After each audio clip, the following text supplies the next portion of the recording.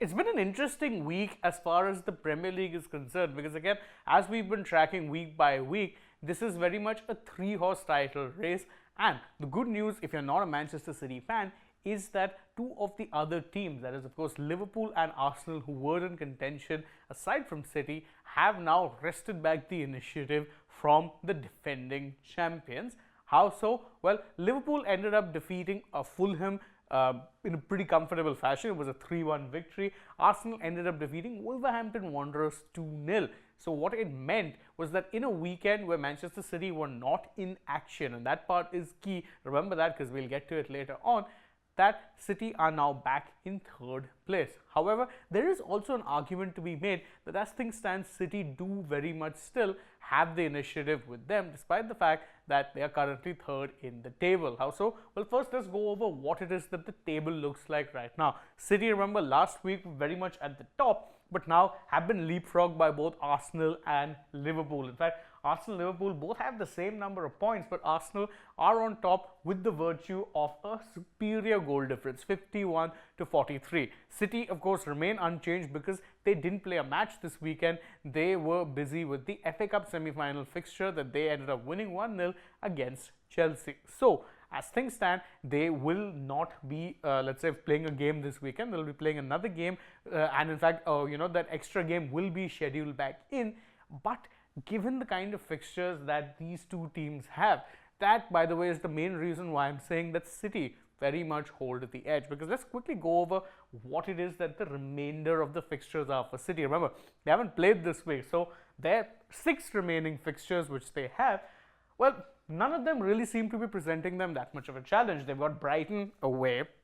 They've got Nottingham Forest, who are in the relegation slap, also away. Then they've got Wolverhampton Wanderers at home, Fulham away, Tottenham away, and West Ham at home. Of all these 6 fixtures, the only fixture that really sticks out as being a troublesome one is the Tottenham away fixture. It could be a bit of a banana peel. Beyond that, though, I am not betting much money on Manchester City dropping points in any of the remaining games. As far as the other teams are concerned, that's where things get a little bit more tricky. Because if you look at Arsenal's 5 remaining fixtures, again, there are potential banana peels in at least 2 of them.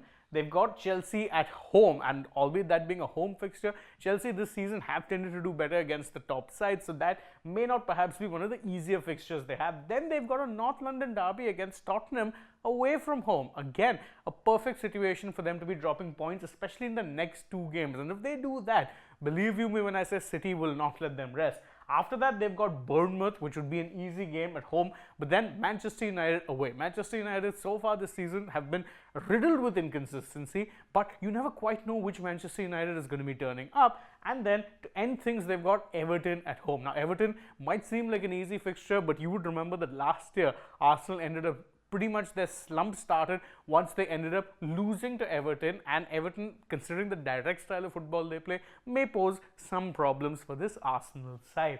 So that's 5 fixtures which are very tricky. And again, if you're looking at it for Liverpool, at least theirs is a little easier, but there are a couple of tough fixtures there as well.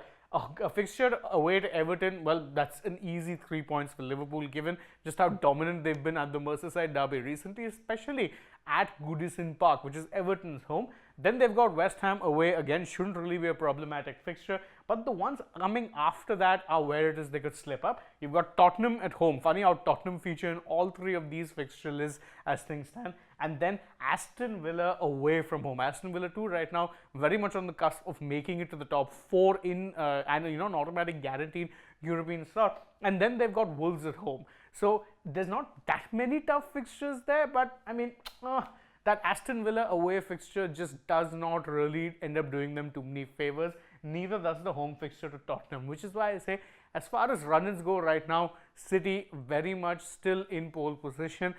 And the advantage they have is that they just don't have anything else to focus on right now. Normally, they'd have had the worries of, semi-final fixtures of the Champions League, which would have added 2 more games, and then of course potentially looking forward to the final if they won the semi-final, but they're out of the Champions League, which means that the only other game that they have to look forward to as things stand is the FA Cup final. So they've got 7 fixtures overall that could define their season. Obviously nothing compares to winning a treble, but they may very well on be close to doing the domestic double anyway, and it will take something superhuman from either of these sides to stop them. Me personally, I think City are winning it. Much as I don't like it, it does seem to be where things are headed. But what do you guys think? You can let us know that in the comments below, and don't forget to like this video, share it with your friends, subscribe to the channel, tap that bell icon, follow us also on social media. We're on Instagram, Twitter and Facebook.